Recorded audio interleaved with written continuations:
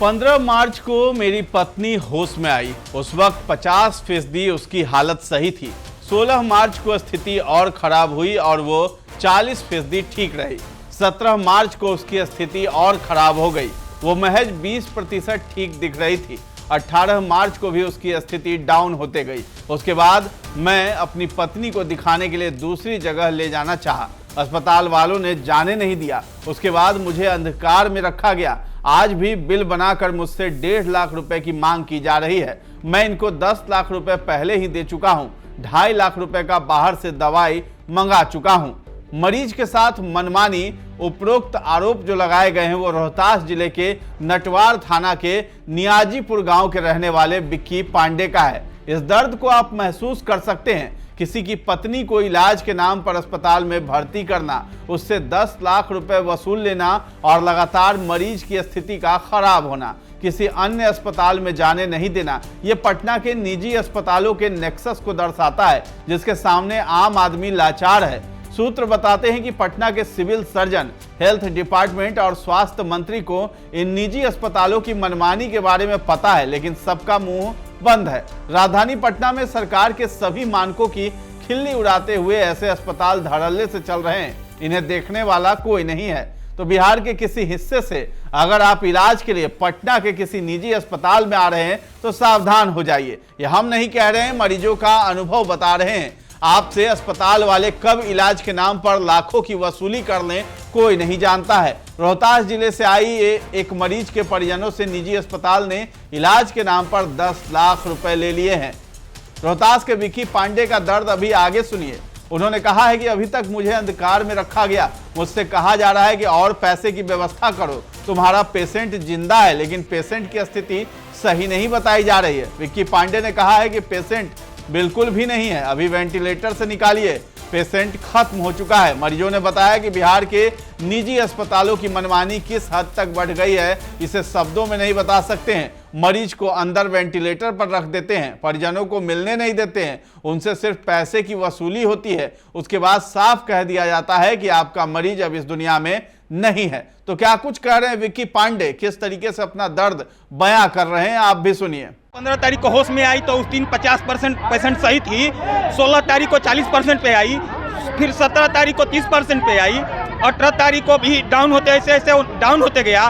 तो फिर मैं यहाँ से दिखाने के लिए दूसरी जगह ले जा रहा था तो भी नहीं लेके जाने देते थे ये लोग। कुछ भी ऐसे अंधकार में सर रख के आज भी 1.5 लाख के बिल बना के मेरे से मांग रहे हैं ये सर।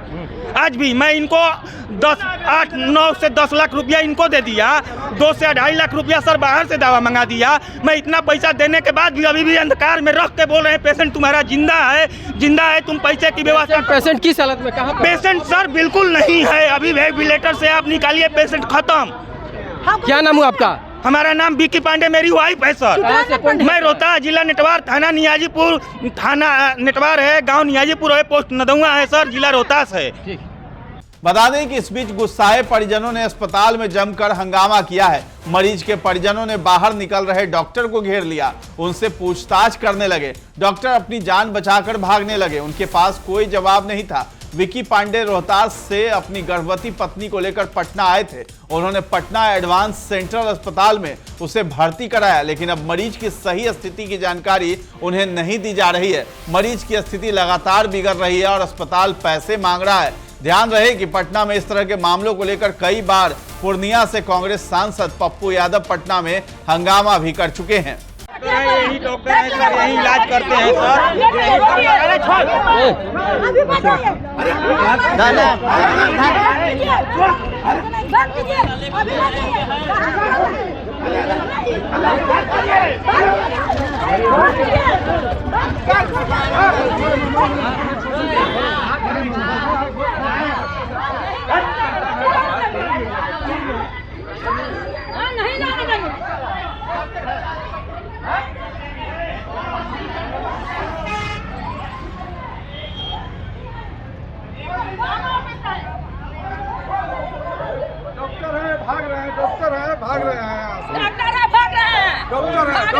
भाग रहे हैं हम लोग के अधिक करके भाग रहे हैं। पेशेंट कौन है आपका? मेरा समझ बेटी है। अच्छा। हाँ,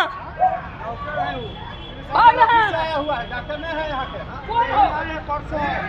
निजी अस्पतालों की जो मनमानी है उसको लेकर के स्थानीय लोगों के मुताबिक निजी अस्पतालों की मनमानी का हाल यह है कि राजधानी पटना के बाईपास इलाके में सड़क के दोनों किनारे सरकार के मानदंडों की धज्जियां उड़ाते हुए दर्जनों अस्पताल खुल गए हैं। वे किसी निजी मकान और कमरे में संचालित होते हैं। इन अस्पतालों के अंदर सिर्फ मशीन होती है, डॉक्टर का नाम बोर्ड पर होता है, लेकिन ये जरूरत के हिसाब से डॉक्टर बुला लेते हैं। कई मामलों में नर्स और कंपाउंडर ही डॉक्टर बनकर ग्रामीणों को ठगते हैं। ग्रामीण मरीजों को एम्बुलेंस वाले फंसाकर यहां भर्ती करा जाते हैं। उसके बाद उनसे वसूली का खेल शुरू होता है। इसके पीछे पूरा एक गैंग काम करता है। अनीसाबाद बाईपास से लेकर पहाड़ी के बीच सैकड़ों अस्पतालों में अगर छापेमारी हो तो सरकार को वास्तविक स्थिति का पता चलेगा। अस्पताल में हंगामे के बाद स्थानीय पुलिस पहुंचकर वहां मामले की जांच कर रही है। वहीं अस्पताल के पास के दुकानदारों ने बताया है कि इस अस्पताल में पहले भी हंगामा होता रहा है।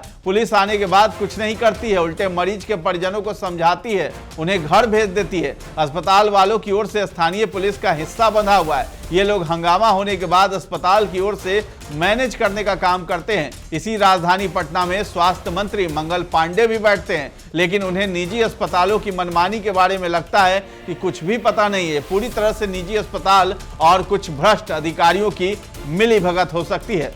तो फिलहाल इस खबर में इतना ही है। दर्श न्यूज के साथ बने रहें और अभी तक हमारे चैनल को आपने सब्सक्राइब नहीं किया है तो जरूर कर लें। धन्यवाद।